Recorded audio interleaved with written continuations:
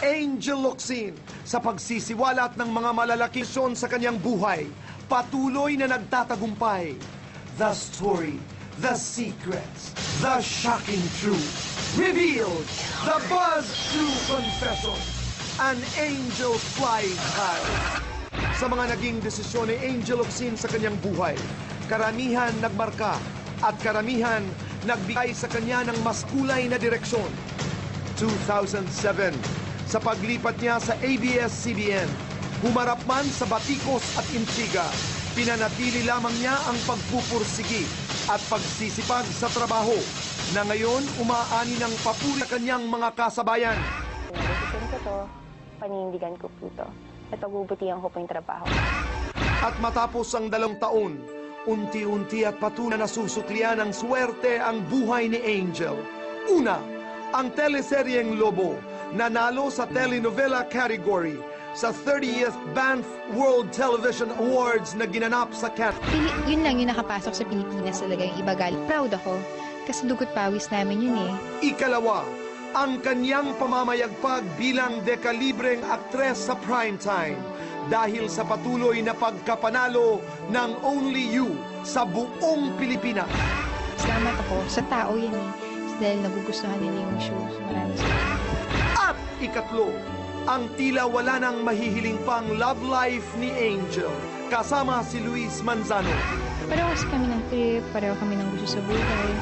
At dahil sa mga ito, June 30 sa Dolphy Theater, isang Thanksgiving party ang naganap para sa lahat ng biyayang patuloy na natatanggap ni Angel. Papasalamat ako dahil maganda yung primetime block natin. Papasalamat sa lahat ng mga blessings. Una-una, syempre. At ngayon, isa pa ring malaking desisyon ang maging isang advocate for human rights. Kamakailan, isang 3-day immersion ang kanyang pinagdaanan sa Munay Evacuation Camp, Lanao del Norte sa Mindanao. Ang dahilan para kamustahin ang kalagayan ng mga kababayan doong naging biktima ng gyera. Personal na lakad ko lang siya. Dahil sa gera, mawala siya ng mga lupain, ganyan, kung ano man mga sakit na nakukuha nila. Nakakalungkot lang na ganda-ganda ng Mindanao, di ba? The angel takes flight. The brave decisions. The big blessings. Angel Locsin, live sa The Buzz!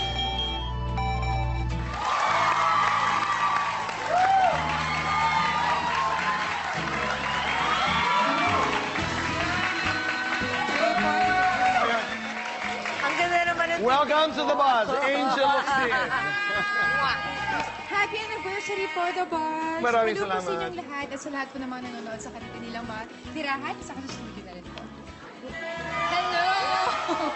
Hello! What a difference 2 years can make. I know. You're so beautiful. Ay, medyo lang po. Ay!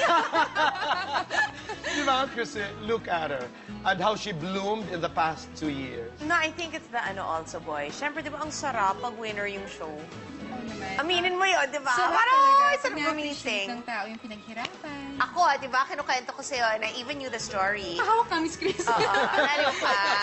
Kay Queen Amidala. Talking about winners, mga kaibigan, congratulations, Lobo, nanalo sa BAM Yes! Grabe!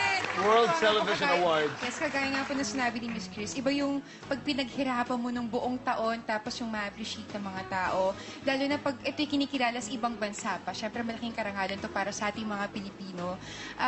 Kami po, ng mga Tagalobo, simula po sa utility, sa production, kayong mga artista, nagpapasalamat po kami sa lahat ng sumuporta. Maraming salamat po kay Direk Eric Reyes, of course, kay Direk Cathy Garcia Molina, sa ka-love team ko, si Piolo, at of course, si Direk Jerry Sineneng din. Siya rin kasi naging isa sa mga director namin. Alam mo, the more I get to know Angel, the more I appreciate her.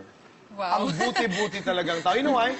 Because napapag-usapan mga kaibigan dito sa industriyang ito, napakaliit ng crowd, napakaliit po ng ating komunidad. You know, people would talk about her. Cameramen, staff, wala kang pinipili. Ako Totoo naman, yun. boy, I can say na nako-convince niya ako. Dahil yung mga produktong ine-endorse niya, tinext kita, na nako-convince ako dun sa sinasabi niya na piso a day. So, di ba tinext kita, sabi ko, dahil sa'yo bumili na ako nung deodorant mo. Yung iba talaga pag ano, gumagamit yung Rexona talaga. That's smart talk. Yeah. Congratulations. Sa Only You, Jel. Yes. Ito, Di ba? Ang sarap ng pakiramdam, sabi nga ni Chris, Ang na tinatangkilik ng buong bayan. Ang sarap. Lalo na pag masaya kasi ginagawa ko, masaya kasi ginagawa mo, na-appreciate mo yung lahat, tapos na-appreciate din ng tao. So parang, ang sarap-sarap lang ng pakiramdam. Ang sarap ng pakiramdam pag nakapagpasaya ka ng tao, kahit sa maliit ng paraan mo lang. Jel, kanino ba talaga mapupunta si Jillian?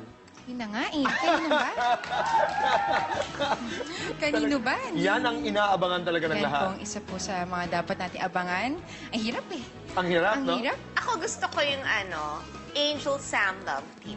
Doon ako boto. Kahapon ka pa, Miss Chris. Oo, di ba sabi ko siya, kinikilig talaga ako. That's true. Nakukita na ako. Okay. Bakit?